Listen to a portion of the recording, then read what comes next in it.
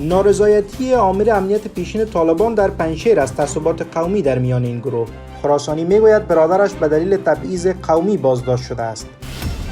زوال آزادی بیان در حاکمیت طالبان. عضویت افغانستان در ائتلاف آزادی رسانه‌ها لغو شد. ادامه بازداشت‌های دولت ترکیه پس از انفجار در استانبول. 8 نفر دیگر به ظن دست داشتن در انفجار استانبول بازداشت شدند. و ایلان ماسک برای بازگرداندن ترامپ به توییتر نظرسنجی راه اندازی کرد.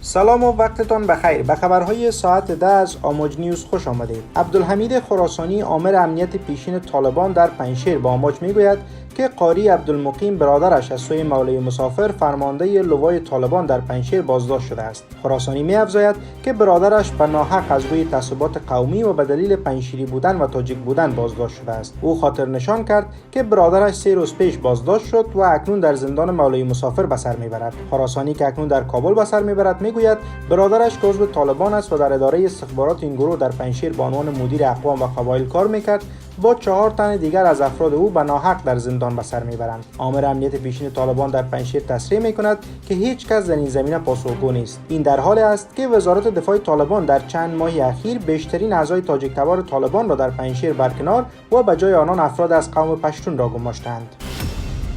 ائتلاف آزادی رسانه‌ها اعلام کرد که آزادی مطبوعات در افغانستان دیگر مطابق با تعهدات جهانی نیست و به همین دلیل عضویت این کشور را لغو می‌کند. ائتلاف آزادی رسانه‌ها وضعیت فعلی مطبوعات افغانستان را یکی از نگرانی‌های جدی خوانده است. کانادا و هلند به عنوان رؤسای مشترک این ائتلاف روز جمعه 27 اکتبر در یک اعلامیه گفتند که این تصمیم با مشورت اعضا و مطابق با شرایط ائتلاف گرفته شده است. افغانستان در جنوری سال 2020 عضو این ائتلاف شد. بر اساس اعلامیه این ائتلاف، طالبان با اعمال محدودیت‌های جدی بر آزادی رسانه‌ها، امنیت و رفاه خبرنگاران و کارمندان مطبوعات را به خطر انداخته است. به گفته این ائتلاف، تداوم آزار و اذیت، حملات و بازداشت روزنامه‌نگاران و محرومیت زنان از کار در مطبوعات منجر به از دست دادن سریع استقلال رسانه‌ها شده است. این ائتلاف گفته به نظارت دقیق بر وضعیت آزادی مطبوعات در افغانستان ادامه خواهد داد. وزارت اطلاعات و فرهنگ طالبان در واکنش اعتراض کرده و گفته این تصمیم ائتلاف آزادی رسانه‌ها اقدام یکجانبه و بی‌خبری از واقعیت‌های موجود در افغانستان است. طالبان از این ائتلاف خواسته که در تصمیم خود تجدید نظر کند. رسانه‌های ترکیه خبر دادند که پلیس این کشور 8 نفر دیگر را به ظن دست داشتن در انفجاری که در استانبول رخ داد بازداشت کرده است. پیشتر هم 17 مظنون دستگیر شده بود. گفته شده این افراد متهم به کمک به تروریست‌ها و پناه دادن به آنها هستند. انفجار در استانبول دست کم 6 تن کشته بر جا گذاشت. تلویزیون آخبار ترکیه گزارش داده که شمار از افراد بازداشت شده به احلام البشیر شهروند سوری کمک کرده بودند تا به طور غیر قانونی از سوریه وارد ترکیه شود. احلام البشیر دختر 23 ساله سوری عامل حمله تروریستی در استانبول معرفی شده است. احلام البشیر در بازجویی گفته در سال 2017 از طریق دوست پسر خود با گروه‌های مختلف از جمله گروه تروریستی PKK آشنا شده است. احلام البشیر میگوید که ارتباط او با دوست پسرش پس از مدت قطع شده بود و او را ندید، اما به ارتباط خود با گروه تروریستی PKK ادامه داد. ترکیه میگوید دست کم 50 نفر در حمله تروریستی استانبول دست دارند.